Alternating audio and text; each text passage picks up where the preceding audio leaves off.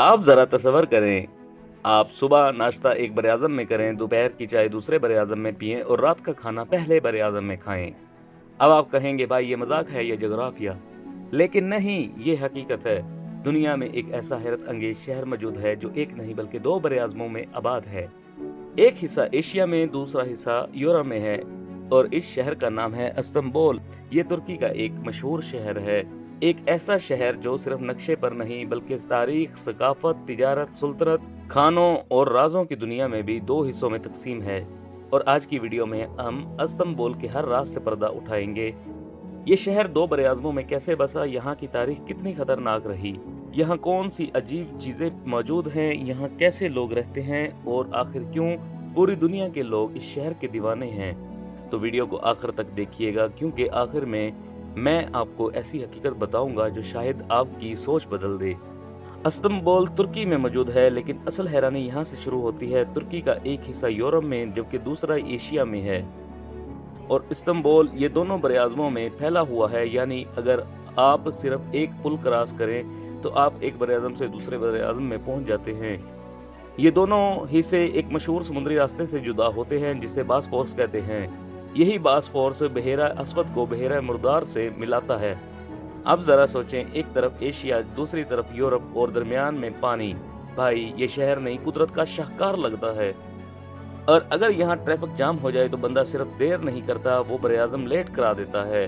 अब अगर तारीख की बात करें तो इस्तांबुल कोई आम शहर नहीं है, दुनिया की कदीम तरीन और अहम तरीन शहरों में शुमार होता है।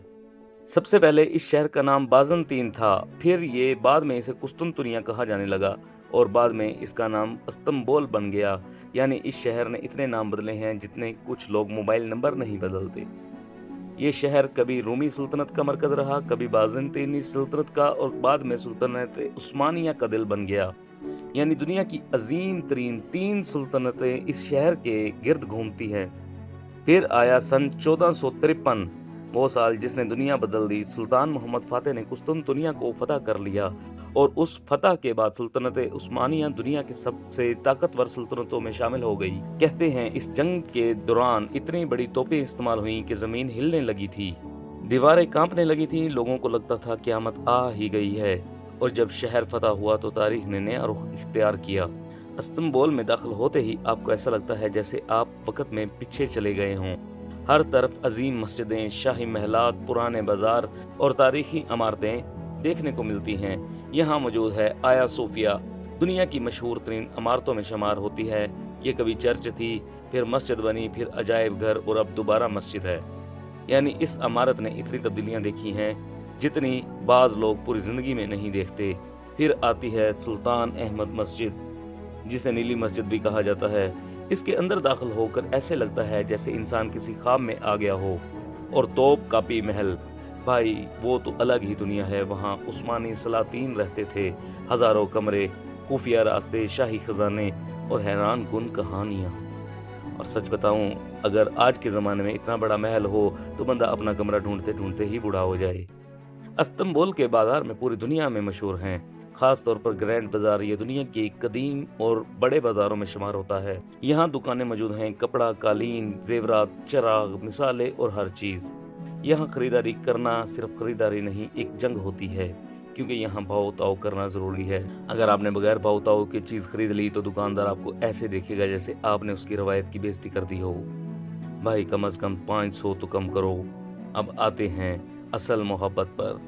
खाना, इस्तांबुल खाना पूरी दुनिया में मशहूर है। यहाँ के कबाब, शौरमा, बकलाओ, तुर्क चाय और कहवा, भाई यहाँ की खुशबू ही बंदे को भूखा बना देती है। और फिर आती है मशहूर तुर्क आइसक्रीम। आप लेने जाएं और वो बेचने वाला उसे ऐसे घुमाता है, कभी ऊपर कभी नीचे कभी पीछे, और आखिर में आप सोचते हैं भाई मुझे आइसक्रीम चाहिए या इज्जत। इस्तांबुल की सबसे हैरान कुन बात यह है कि यहाँ के लोग रोज़ाना बर-ए-आज़म बदलते हैं। बहुत से लोग एशिया वाले हिस्से में रहते हैं और यूरोप वाले हिस्से में काम करते हैं। यानी रोज़ाना सुबह लोग एक बर-ए-आज़म से दूसरे बर-ए-आज़म सफ़र करते हैं, कभी पुल के ज़रिए, कभी कश्ती के ज़रिए और कभी ज़ेरे ज़मीन सुरंगों के ज़रिए। जी हाँ, समंदर के नीचे भी ट्रेन चलती है। और यह सुनकर ही बंदे को लगता है कि इंसान वाकई पागल हद तक ज़हीन मखलूक है। और अब ज़रा रात का इस्तांबुल तस्वर करें, समुंदर किनारे रोशनियाँ, मस्जिदों से आती अज़ानें, कश्तियों की आवाज़ें और ठंडी हवा। ये शहर रात में भी اور زیادہ خوبصورت ہو جاتا ہے، ایسا لگتا ہے جیسے پوری تاریخ جاگ رہی ہو۔ اور شاید یہی وجہ ہے کہ جو ایک بار استنبول جاتا ہے وہ اسے کبھی نہیں بھولتا۔ لیکن اب آتی ہے سب سے حیران کن بات، استنبول صرف دو براعظموں کو نہیں جوڑتا، یہ دو دریاؤں کو جوڑتا ہے۔ ایک طرف مشرق کی روایات اور دوسری طرف مغرب کی جدید زندگی، ایک طرف پرانی تہذیب، دوسری طرف جدید ٹیکنالوجی، اور یہی چیز استنبول کو دنیا کے باقی شہروں سے مختلف بناتی ہے۔ تو یہ سوال آپ کے ذہن میں ہوگا، اگر دنیا میں ایک ایسا شہر ہو جہاں آپ ایک ہی دن میں ایشیا بھی دیکھ سکیں اور یورپ بھی، جہاں تاریخ بھی زندہ ہو اور جدید دنیا بھی، جہاں ہر گلی ایک کہانی سناتی ہو اور ہر منظر فلم جیسا لگتا ہو، تو کیا وہ صرف ایک شہر ہے یا پھر پوری دنیا؟ یہ تھا استنبول، یہ دو براعظموں میں بسا ہوا دنیا کا حیرت انگیز شہر۔